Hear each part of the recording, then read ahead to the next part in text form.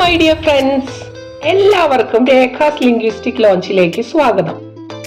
In our last class, we learned how to use action verbs in the simple present tense, describing actions that happen regularly or as a routine.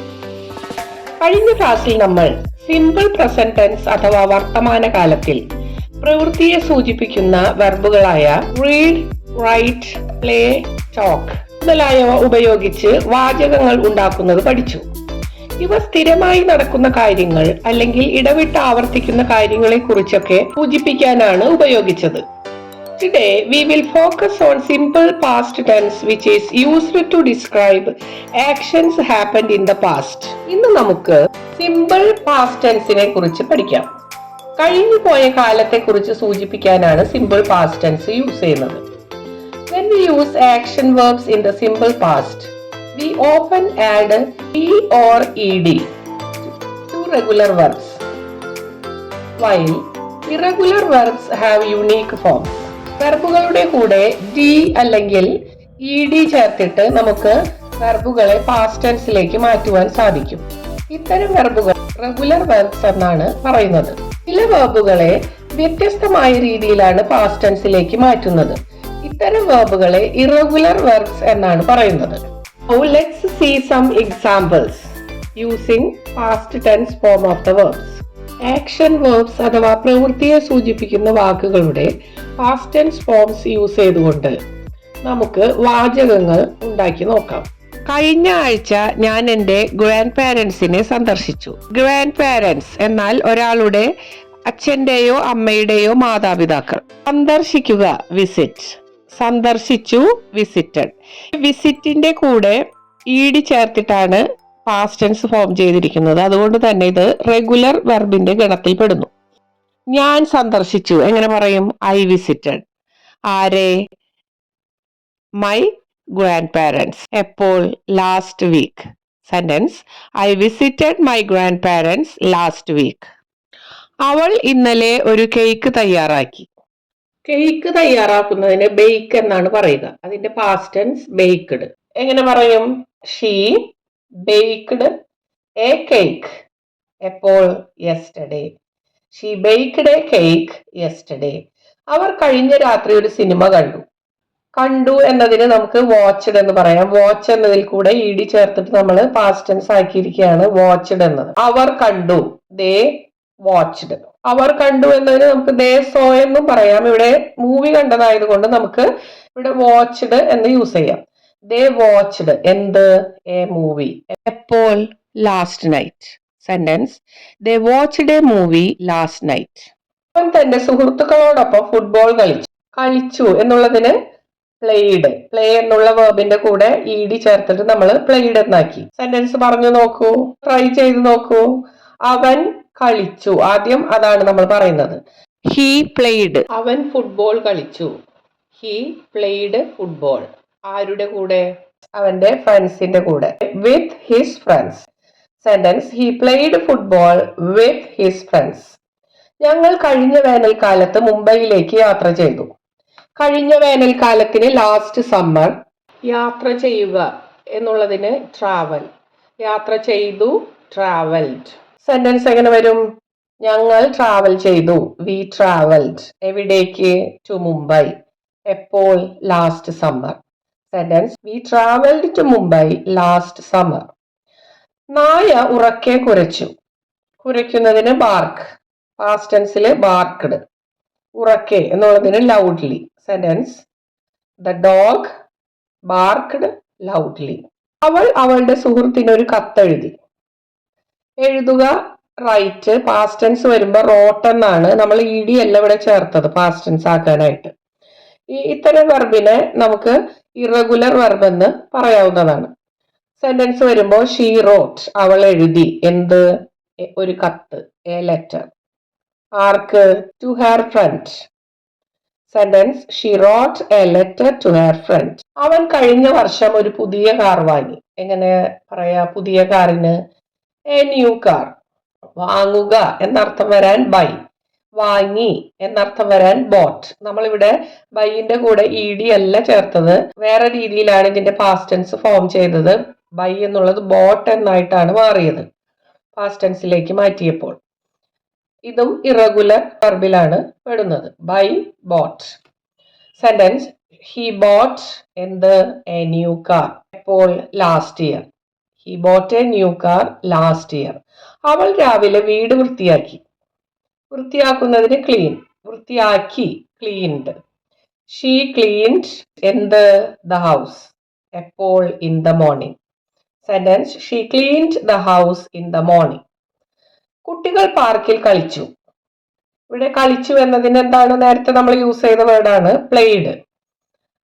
കുട്ടികൾ കളിച്ചു. The children played. എവിടെ? In the park.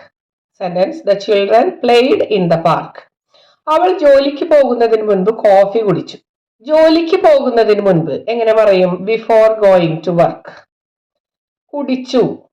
Drank. Drink എന്നുള്ളതിന്റെ past tense ഫോമാണ് drank എന്നത്. ഇതും irregular വെർബിൽ പെടുന്നു. അവൾ coffee കുടിച്ചു. എങ്ങനെ പറയും? She drank coffee. ജോലിക്ക് പോകുന്നതിന് മുൻപ് അവൾ കോഫി കുടിച്ചു. അപ്പൊ എങ്ങനെ പറയും? She drank coffee before going to work. ഞാൻ കഴിഞ്ഞ രാത്രി ഒരു രസകരമായ പുസ്തകം വായിച്ചു. രസകരമായ പുസ്തകത്തിന് ആൻ ഇൻട്രസ്റ്റിംഗ് ബുക്ക്. കഴിഞ്ഞ രാത്രി ലാസ്റ്റ് നൈറ്റ്. ഞാൻ വായിച്ചു. എങ്ങനെ പറയും? I read. റെഡ് എന്ന വേർബ് ഒന്ന് ശ്രദ്ധിക്കൂ. ഇതിനെ നമുക്ക് റീഡ് എന്നും റെഡ് എന്നും പറയാം. റീഡ് എന്നത് പ്രസന്റ് ടെൻസ്, റെഡ് എന്നത് പാസ്റ്റ് ടെൻസ്. രണ്ട് കേസിലും സ്പെല്ലിംഗ് സെയിം ആണ്. പ്രൊനൗൺസിയേഷനിൽ മാത്രമാണ് മാറ്റം വരുന്നത്. ഞാൻ വായിക്കുന്നു. I read. ഞാൻ വായിച്ചു. I read. ഒരു വേറെ ഫോമിലാണ് ഇതിന്റെ പാസ്റ്റ് ടെൻസ് വന്നിരിക്കുന്നത്. അതായത് ഒരേ വേർഡ് തന്നെ, ഒരു മാറ്റവുമില്ലാതെ. ഇതിനെയും നമുക്ക് ഇറഗുലർ വെർബിന്റെ ഗണത്തിൽ പെടുത്താം. ഞാനൊരു രസകരമായ പുസ്തകം വായിച്ചു. I read an interesting book. ഞാൻ ഇന്നലെ രാത്രി ഒരു രസകരമായ പുസ്തകം വായിച്ചു. I read an interesting book last night. അവൾ മനോഹരമായ ഒരു പാട്ട് പാടി. പാടുക സിംഗ്. പാടി സാങ്. ഇതും ഒരു ഇറഗുലർ വേർബാണ്. ഒരു നല്ല പാട്ട് എ ബ്യൂട്ടിഫുൾ സോങ്. അവൾ പാടി. എങ്ങനെ പറയും? She San. അവൾ ഒരു മനോഹരമായ പാട്ട് പാടി. She San A beautiful song. അവൾ ഉച്ചയ്ക്ക് മാർക്കറ്റിലേക്ക് ഡ്രൈവ് ചെയ്തു. ഡ്രൈവ് ചെയ്തു എന്നതിന് ഡ്രോവ് എന്നാണ് പറയുക. ഇതും ഇറഗുലർ വെർബാണ്. അവൾ ഡ്രൈവ് ചെയ്തു. She drove. അവൾ മാർക്കറ്റിലേക്ക് ഡ്രൈവ് ചെയ്തു. She drove to the market. അവൾ ഉച്ചയ്ക്ക് മാർക്കറ്റിലേക്ക് ഡ്രൈവ് ചെയ്തു. She drove to the market in the afternoon. ഞാൻ കഴിഞ്ഞ രാത്രി നേരത്തെ ഉറങ്ങി. ഉറങ്ങുക സ്ലീപ്പ്. ഉറങ്ങി സ്ലെപ്റ്റ്. ഇതും ഇറഗുലർ വെർബാണ്. ഞാൻ ഉറങ്ങി. I slept. ഞാൻ നേരത്തെ ഉറങ്ങി. എങ്ങനെ പറയും? I slept early. എപ്പോൾ? Last night. I slept early last night. അവർ കഴിഞ്ഞ വർഷം ഒരു വീട് പണിതു. പണിയുക ബിൽഡ്. പണിതു ബിൽറ്റ്. ഇതും ഇറഗുലർ വെർബാണ്. അവർ പണിതു. എങ്ങനെ പറയും? ദേ ബിൽറ്റ്. അവർ ഒരു വീട് പണിതു. They built a house. അവർ കഴിഞ്ഞ വർഷം ഒരു വീട് പണിതു. They built a house last year. ഞാൻ കഴിഞ്ഞ ഞായറാഴ്ച മ്യൂസിയം സന്ദർശിച്ചു. സന്ദർശിച്ചു എന്നതിനെ വിസിറ്റഡ്. ഞാൻ മ്യൂസിയം സന്ദർശിച്ചു. എങ്ങനെ പറയും? I visited the museum. ഞാൻ കഴിഞ്ഞ ഞായറാഴ്ച മ്യൂസിയം സന്ദർശിച്ചു. I visited the museum last Sunday. ഞങ്ങൾ ഉച്ചഭക്ഷണത്തിന് മുൻപ് ഞങ്ങളുടെ ജോലി പൂർത്തിയാക്കി. പൂർത്തിയാക്കുക ഫിനിഷ്. പൂർത്തിയാക്കി ഫിനിഷ്ഡ്. ഞങ്ങൾ ഞങ്ങളുടെ ജോലി പൂർത്തിയാക്കി. എങ്ങനെ പറയും? We finished our work. ഞങ്ങൾ ഉച്ചഭക്ഷണത്തിന് മുൻപ് ഞങ്ങളുടെ ജോലി പൂർത്തിയാക്കി. We finished our work before lunch. അവൾ ഇന്നലെ അമ്മയെ വിളിച്ചു. വിളിക്കുക എന്നുള്ളതിന് കോൾഡ്. കോൾ എന്നുള്ളതിന്റെ പാസ്റ്റ് ടെൻസ് ആണ് കോൾഡ്. അവൾ വിളിച്ചു. She called. ആരെ?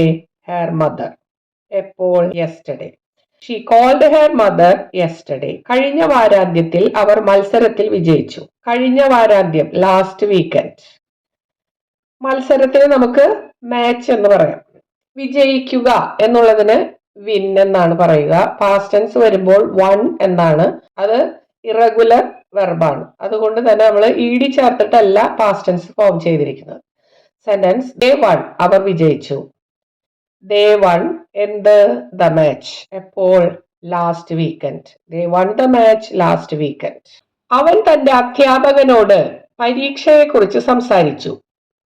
എങ്ങനെ പറയും? പരീക്ഷയെക്കുറിച്ച്, അബൌട്ട് ദി എക്സാം. സംസാരിക്കുക എന്നുള്ളതിന് സ്പീക്ക് എന്ന് പറയും. സംസാരിച്ചു എന്നുള്ളതിന് സ്പോക്ക്. ഇതും ഇറഗുലർ വെർബാണ്. അവൻ സംസാരിച്ചു. He spoke. ആരോട്? To his teacher. എന്തിനെ കുറിച്ച്? എക്സാമിനെ കുറിച്ച്. Sentence he spoke to his teacher about the exam. My dear friends, that's all for today's class. Now that you have learned about the simple past tense, remember to practice such type of sentences regularly to get more and more practice. Simple past ടെൻസിൽ വാചകങ്ങൾ ഓരോ സന്ദർഭത്തിനും അനുയോജ്യമായ രീതിയിൽ സ്വയം ഉണ്ടാക്കാൻ ശ്രമിക്കുമല്ലോ. സംശയമുണ്ടെങ്കിൽ കമന്റ്സിലൂടെ ചോദിക്കുക. Keep reviewing and you will become more confident using the simple past in your daily communication. If you like my classes, please subscribe and share. If you have any questions, feel free to leave them in the comments below. Don't forget to like, share and subscribe for more lessons. Make sure to hit the notification bell so you don't miss any future classes. Thank you so much. Have a great day.